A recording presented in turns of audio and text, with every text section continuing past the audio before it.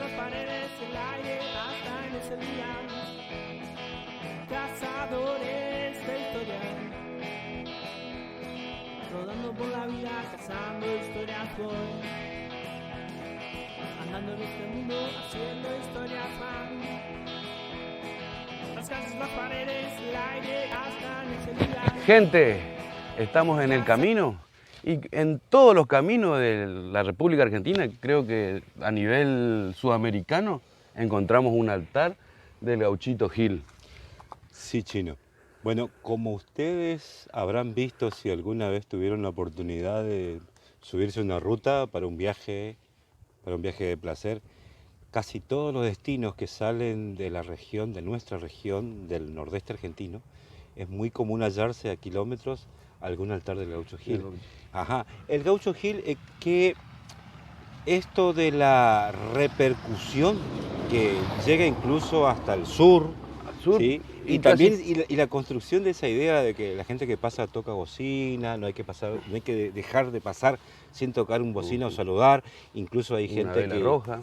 Sí, y yo recuerdo de otras cacerías que anduvimos por otros caminos del Chaco y que habíamos encontrado en un lugar recóndito chino que inclusive habían dejado restos de bebida y cigarrillos encendidos hacia arriba como velas, digamos. ¿Sí? Inclusive nosotros también dejamos... Claro, lo que sucede también se deja porque es como una suerte de protección. De protección. Aparte que el Gaucho Gil, su santidad, digamos, tiene que ver con la idea de dar sin pedir nada a cambio. Es muy común encontrarse con cigarrillos o con algo, o con bebidas, como tiene este altar, para el que pasa, para el caminante, ¿sí? Pero ¿de dónde viene esto, Chino?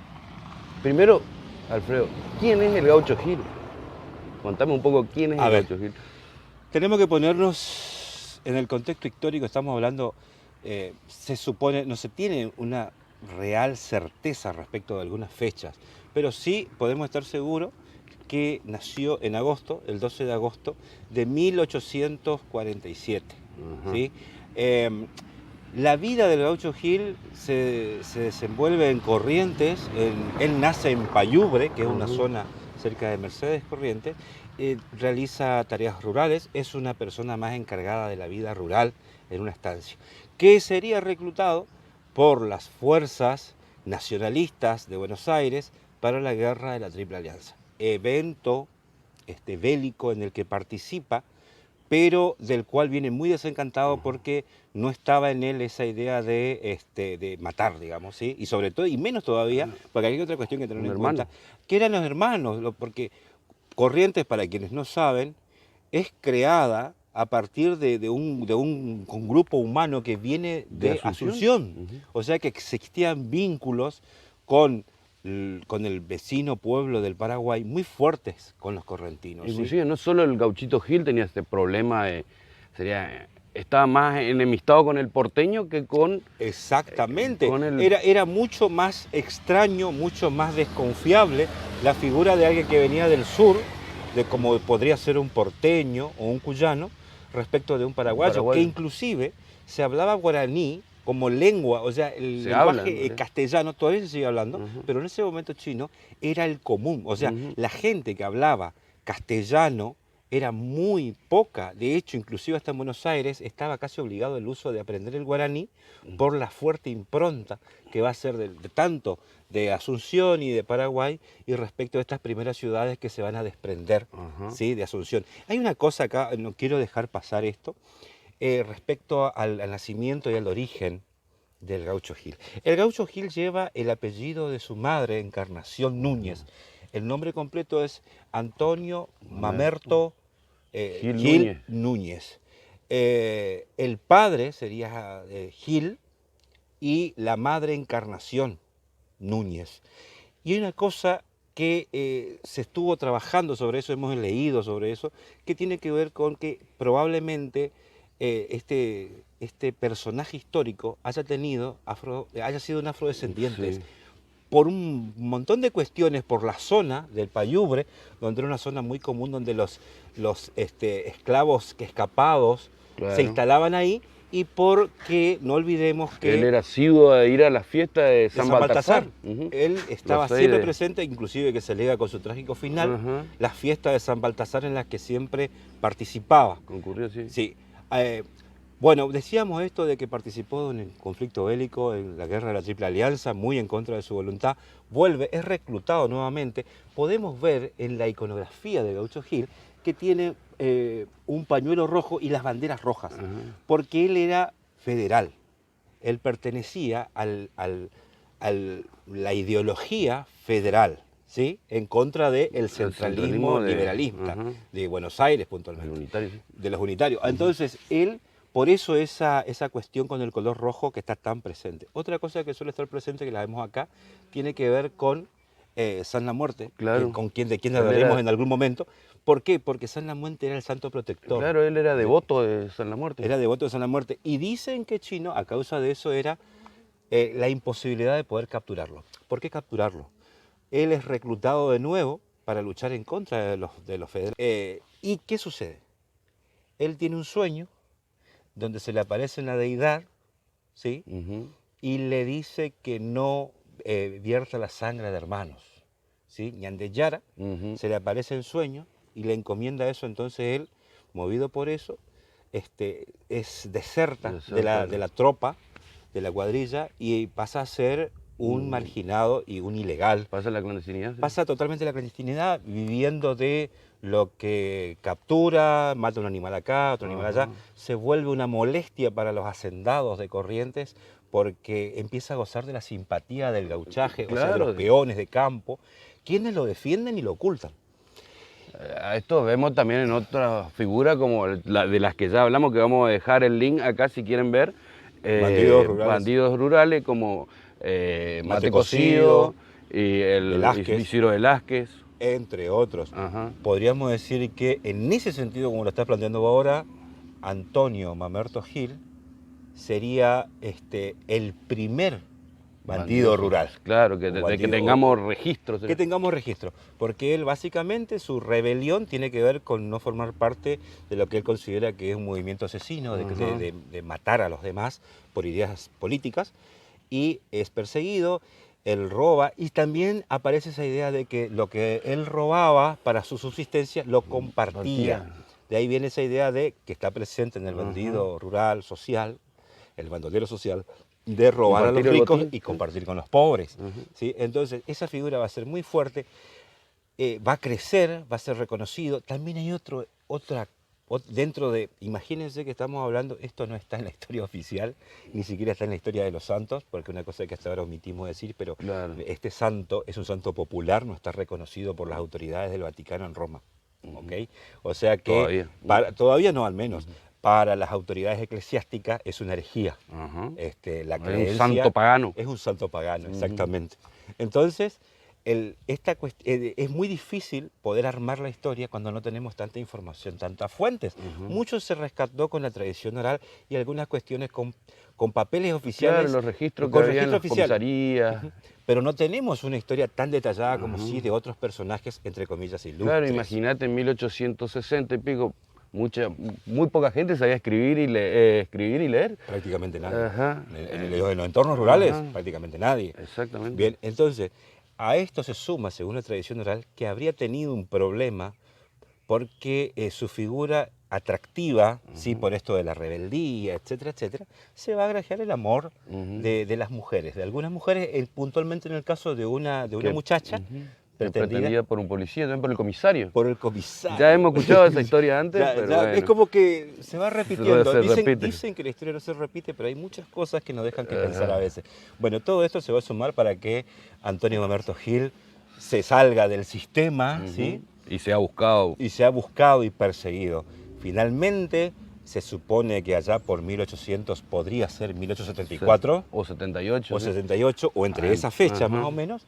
Al fin y al cabo, la tropa lo captura de una manera bastante increíble, porque después de tantos eventos de los que había escapado airoso, que le habían disparado, que no le acertaban, que se burlaba de las fuerzas policiales, etcétera, etcétera, lo pillan durmiendo en la siesta. Claro, fue después de una fiesta de San Baltasar y anda a saber cómo terminaron la Claro, fiesta. habría que ver también las condiciones en las que fueron a descansar después de la fiesta de San Baltasar. A sus compañeros los mataron en el acto. Sí. A él lo capturaron. Y lo estaban por juzgar, más la tropa, estaba decidida a llevarlo a Goya para que compadezca ante los tribunales y para que sea juzgado. Pero por esas cosas del destino no va a llegar nunca a Goya. A mitad de camino todavía no podemos elaborar bien cómo o por qué, o porque los creyentes del Gaucho dicen que era el destino de él. Deciden la superioridad de la tropa matarlo.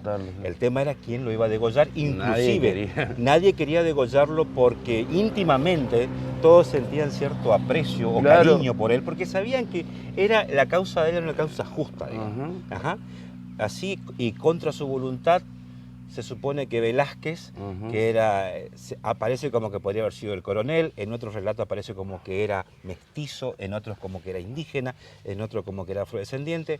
La cuestión es que Velázquez cumple con la sentencia que es dada ahí en el camino, colgado boca abajo, sí. Y bueno, la cuestión es que dicen los estantes que brotó un río de sangre, que fue absorbido por la tierra, etcétera, etcétera. Pero ahí no termina todo. No, ahí empieza todo. Ahí empieza el mito. Porque antes de morir, el Gauchito Gil le dice a Velázquez: con la sangre de un inocente vas a salvar otro inocente. El tipo en ese momento todavía no entendió el mensaje. El homicida, el verdugo de Antonio Gil, ¿sí? Cuando lo está por ejecutar, el condenado le dice: con la sangre de un inocente vas a salvar a otro inocente. Sí. No entiende, pero ejecuta la orden que le habían dado, termina por matar, degollar al Gaucho Gil. Claro. Cuando vuelve a su casa... Claro, primero lleva la cabeza a Goya. Sí, terrible.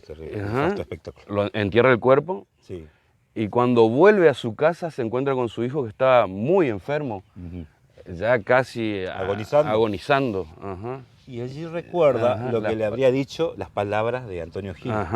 Y en la desesperación, para salvar a su hijo, vuelve al lugar donde había cometido ese crimen y lleva un poco de la sangre. Y lo unta al hijo con la sangre que quedó desparramada en el piso, a su hijo, y se salva. Entonces se dice que el homicida es el primer devoto del Gauchito Gil. Sí, fíjense que esto también es otra cuestión interesante para tenerla en cuenta. La idea de que a partir de este hecho, quien fuera su asesino, comienza a ser primero en militar la fe, digamos, en Gil, y en pedirle cosas, porque como dije al comienzo, decíamos que al Gaucho Gil se le puede pedir lo que uno desee sin que haya un costo, a diferencia de otros entes y de otras formas de creencia. Pasa el tiempo, el lugar, al fin y al cabo, pasa mucho tiempo, esto también está dentro de las tradiciones orales. Un chacarero, al fin y al cabo, arando, se encuentra con los pedazos con los restos de donde estaba, de los que serían el Gaucho Gil, y empezó a ser atormentado por el Gaucho Gil, que le decía que le haga una cruz en el lugar, ¿sí? Es así que después de un calvario que sufre este vecino de Mercedes, decide hacer una cruz, y en ese lugar la gente va a comenzar a adorarlo, y aparece la cuestión de las velas rojas, etcétera, y empiezan los milagros. Y a crecer esta figura. A crecer eso, como decíamos hoy. Primero quedó en Corrientes, después se fue masificando, se fue extendiendo a Chaco, después Misiones, y así ahora llega a todo el país. A todo el país, y por fuera del país también. Sí, Sudamérica. Por fuera del país también. Así que es una figura muy potente en el caso de nuestra cultura chaqueña. Es muy potente porque, como más de una vez dijimos, gran parte de la construcción de la cultura chaqueña está hecha con los aportes de la sangre guaraní. Entonces, para nosotros es muy fuerte la cuestión de la vinculación en este ideario, ¿sí? Que no podríamos decir religioso, sino de creencias. De religiosidad, por eso. O de religiosidad. Está muy involucrado con la figura de Antonio Mamerto Gil. Exactamente. Y no se olviden de suscribirse al canal y de darle like si les gustó, y hagan un comentario, y si quieren aportar algo, una historia que quieran que contemos, ahí estamos. Esperamos. Muchas gracias.